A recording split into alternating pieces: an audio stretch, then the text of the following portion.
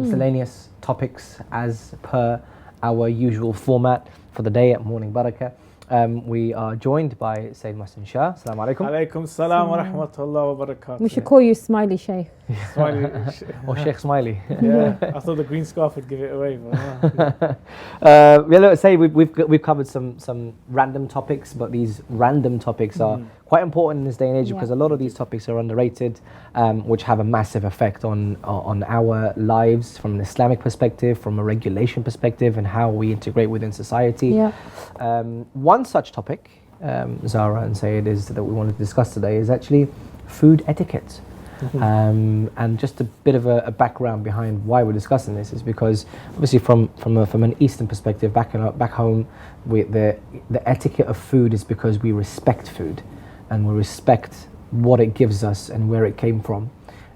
Whereas within this day and age in Western society, Gratitude as well, isn't it? Gratitude. Yeah, because Allah's blessing. Exactly. But in this day and age, within the Western society, food is just food, and they just eat it without Pleasurable. Exactly. It's more of an indulgence kind of thing, without actually thinking about is there an etiquette to food, food and beverages. So and there's so much waste. We see that. Of course. Supermarkets throwing away tons and tons of food, homeless people hungry. So, yeah, it's a massive issue that we have.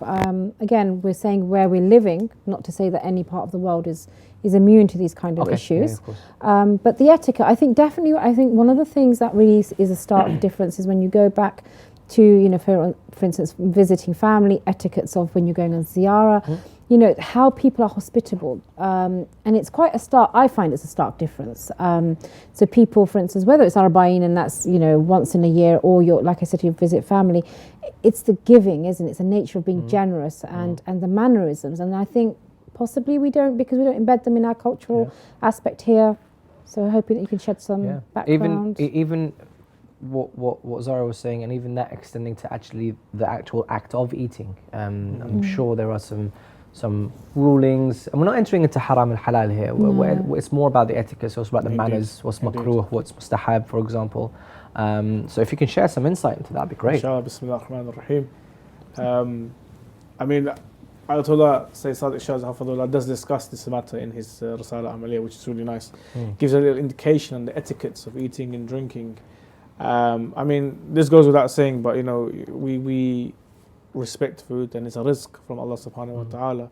It's a blessing to us, and unfortunately we live in a day and age where some people don't get this blessing. So we really need to respect food. And not just that, but there's food at the mosque, there's food when we're going to Arba'in, and also we get invited a lot as well. There's a very, very social culture around food, especially from the Middle East and where we come from. People socialize over food and then invite others. When you go visit family long distance, you're definitely going to get fed. And even when it comes to even looking for a suitor for marriage and stuff, there's a lot of food involved. So there are etiquettes to eating and drinking, which inshallah I'll discuss. It's a very warm, beautiful culture, isn't it? And I think it's something that I hope we don't lose, despite wherever in the world we may go to. But you're absolutely right. It's a centralized aspect of how we interact with one another, isn't it? Indeed. So let's say you're invited, to eat at someone's house. It is mustahab to actually attend, but really it's mustahab to wash your hands before you eat.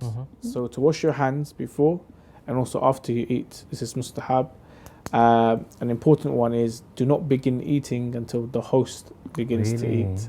Yes, this is mustahab as well.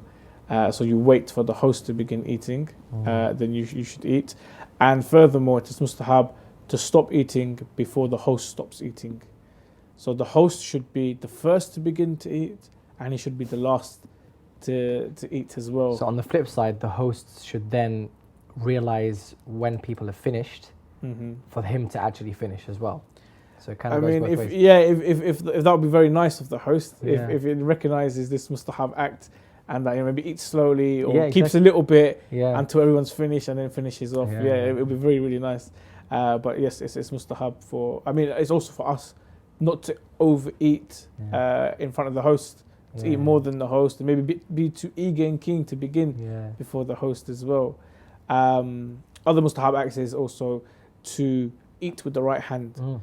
So, I mean, growing up in my culture, in Pakistani culture, you're always told you have to eat with your right hand. You can't eat with your left. You know, it's very, very strong. Well, it's mustahab. So to eat with your right hand.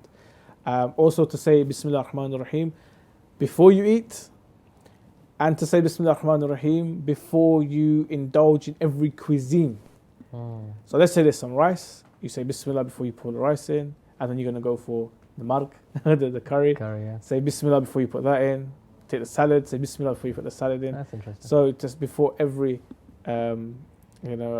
cuisine or every dish, to say Bismillah, and also to thank Allah Subhanahu wa Taala at the end of your meal. It's mustahab. To do What that. is the etiquette? Someone puts food in front of you that you just don't like raw steak.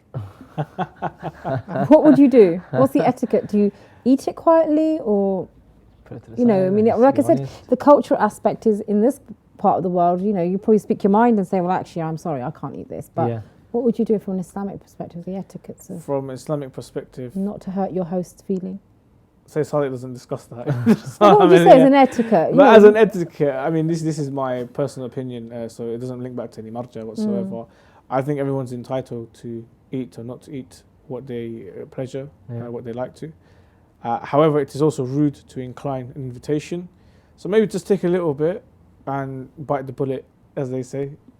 Just have a little bit to say that you did try, you did like it, and if you didn't like it, it's okay. I'm sure there are other things on the table which you will enjoy, and maybe you could compensate for that by taking a little bit extra. Again, it's probably boiling down to culture rather than Islam. But it's like, for example, people who they give you too much. And it's like, well, I actually cannot eat this, and I'm going to be sick if I do. So just please stop doing it. That's just all culture stuff. I think that's a big problem. I think people need to change this culture. We need to change this culture. People need to understand that I can't actually facilitate this much. There's a limit. But it's a giving, isn't it? Because your host is ensuring the guest is not hungry, and so they're overfilling. And I think the generations above us were always like, no more, because that was their love and their kindness. Indeed, but everyone has a different affinity, and also there's dietary requirements, and for example, if someone has got another dinner to go to later on, or tea or a meeting, or some of us like to go to the gym, we can't have a good meal before we go to the gym because we won't be able to move. So tell us about sort of the post-eating etiquettes as well, because I know there's a couple of things that you can do post-eating or before and after you eat, to take a bit of salt. Now I really want to emphasize on this that please do not use table salt or what we know as sodium chloride formerly, because this is like synthetic, chemically made salt. It doesn't contain the same nutrients and minerals as natural salt. So sea salt, Himalayan salt, this would be much more beneficial and more healthy for you to have before and after your meal, rather than using table salt or the cheap stuff. Healthy for cooking with. Indeed, it's not good. And also there's a practice, I think the Iranians do it a lot, is they lay down and they put their right foot on top of their left foot. This also is mustahab to do this, and it helps with digestion. And also to eat fruit. It's mustahab to wash fruit and to eat fruit. Is there a particular, health-wise, I heard that possibly from a hadith, I'm not sure, the timing of eating fruit. There's that if you eat it in the morning, it has more benefit, and if you eat it, it's like eating nothing. It's got no nutrients in the afternoon. Yeah, that's true. You should eat fruit in the morning. Really? Yeah, we have a riwayah in regards to this. Eat fruit in the morning on an empty stomach. I believe eating, I'm not sure which of the Aimah said it, but eating an apple on an empty stomach is like putting roses into your stomach. Really? Yeah. Eating an apple in the morning on an empty stomach, it's like roses for the stomach. And like they say in English, an apple a day keeps the doctor away. Yeah. So there is a very, very... So why would it be, it's the same apple, why would it be not beneficial for you at 8 o'clock in the evening? I think it's more to do with the body clock rather than the fruit itself. Maybe it's because... It's funny that because all of our invitations to family gatherings is in the evening, and most and of the fruit. It is. I guess that's a healthy alternative to like having dessert, chocolate, and and things like that. But fruit. There's a big emphasis on fruit. Even we talk about fruits from heaven. Give you an example: pomegranates, figs, the apple of Eden. So there's many emphasis and relation to spirituality and fruit. Indeed. And not forgetting, there's also mustahab acts in regards to water and drinking. It's mustahab to stand and drink during the daytime, and to sit and drink during the nighttime. It is mustahab to sip your water, not to gulp it. Also to take minimum 3 pauses, you could say, or to drink your water in 3 stages rather than downing it all at once. Okay. Is there anything about having it with meals or after meals or anything? It is makruh to have it after a fatty, greasy meal.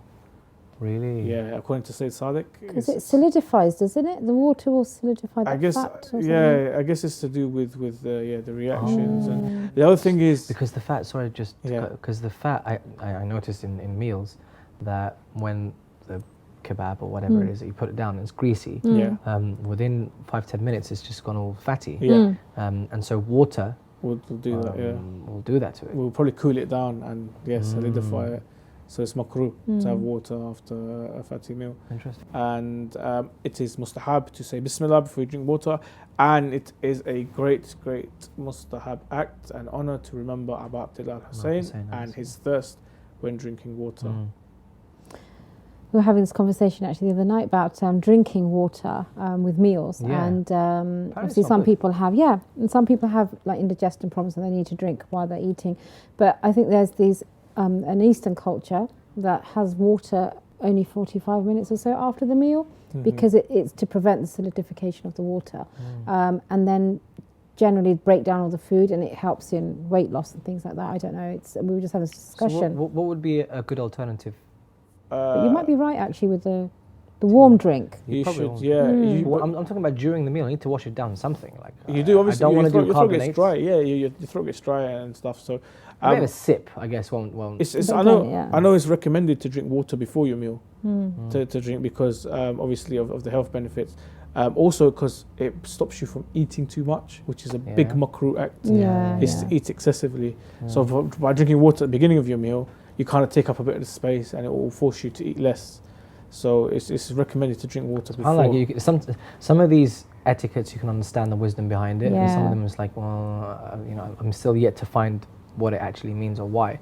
So with things like, for example, eating excessively, you can understand why that's bad for you, even from like a weight gain perspective, or for example, what you're eating could be bad for you because it just has negative effects on the body. So we're very interested to know like the wisdom, because a lot of these things, because it's not haram or halal, people would avoid it because I have to either do the haram, avoid the haram and do the halal.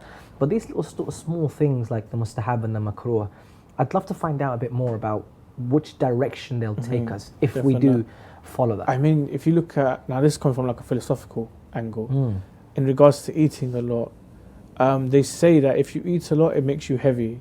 I'm not talking about heavy as in weight, but heavy as in your soul can't rise, and for your soul to elevate towards the heavens. There's a big emphasis on, even in the Imam, like, don't eat too much. Well, you're meant to leave a portion, aren't you, of your stomach? So I don't know if any of you have tried, if you eat slowly and pause for like 10 minutes, you'll actually feel like, I didn't realise how full I was. But if you continue... because it takes about 10 minutes for the brain to realise that it's actually full. And by that time it's too late. Indeed. Yeah, you've overeaten. And also one thing to like notice is during Ramadan, we eat less, but how much more spiritual are we? There is a correlation to how much you're taking in. Definitely. And your spirituality. And then you look at someone like Imam Ali alayhi salam, how much did he eat? They said about half a bread and coarse yogurt. bread, He ate very, very little. But it does have an impact. I think overindulgence in any desire, it doesn't matter, it's your food, if it's any material aspect in this world, whatever it is, it will impact your soul. So if you're overeating with food and that's your, your happiness. I mean, I love looking at food. I think it's, it's a creation, it's beautiful, it's artistic, but I can't eat a lot. But it's the effect on your soul, you feel it. Like you said, the grogginess comes in. And yes, you do feel a lightness. And I think, again, when you're getting up to pray, say you at Ramadan, people eat, some people hasten eat. But actually, if you pray before, then eat, you don't feel, that prayer actually feels a lot more connected than when you've eaten so it definitely has an impact, and I think it's just keeping it in moderation, isn't it, that not to overdo things either way. Definitely. And furthermore, in regards to makruh acts and in regards to eating, it is makruh to actually clean the bone of meat. Okay. So if there's meat on the bone, Right. and to actually clean it all off, take it all off, you know, it's makruh, it's bad akhlaq. You should keep a bit of meat on it. And I think also when you look at it from a host perspective, that they want to be giving, so we're going back to the original conversation, that they want to be giving generously. But when you're a guest at someone's house, you don't want to be looking like, you know, you've never eaten and here, oh, thank God you fed me, and I'm going to take every shit. No, it looks very cheap, doesn't it? So it's about and keeping an ability about yourself. Yeah, there is an aspect of akhlaq and humility, and also that, you know, the carnivorous behavior. Yeah. You know, Yeah, we're to enjoy meat, Yeah. but not to, like, you know, rip it to shreds. As they say. Right, we will end on that note. Yeah, it's a good note. Day and it's ahead made me hungry and, for lunch or dinner later on today. So when you have your chicken wings, let us I'll have know. the chicken wings. Let us know how you I'll get let on. the next episode. Take a picture. Thank you so much. Praying you for a for having blessed me. day for you. Thank you. Yeah, thank you so much, Sayed. Really, really appreciate your time. Once again, we look forward to seeing Sayed in the following episodes of Morning Baraka. We've had a jam-packed day today, and we're going to get ready for the rest of the day, hopefully. So likewise for you guys, we wish you a blessed day ahead of you, and inshallah we'll see you soon. Wassalamu alaikum wa rahmatullahi wa barakatuh.